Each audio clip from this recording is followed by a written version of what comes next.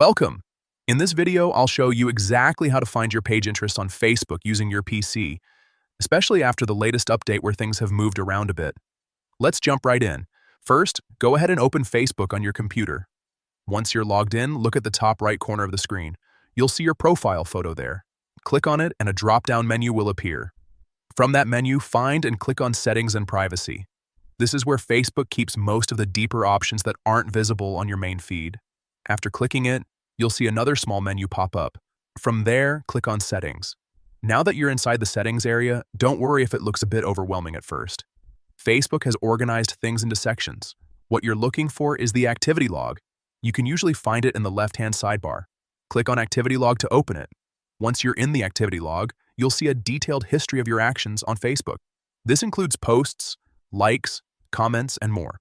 On the left side, there's a list of categories. Scroll through until you find the section labeled Pages, Page Likes and Interests. Click on that option and that's it. You'll now see a complete list of pages you've liked, followed, or shown interest in over time. This section is really useful if you want to review your interests, unlike pages you no longer care about, or just clean up your profile a bit. And that's how you find your page interest on Facebook using a PC with the new update.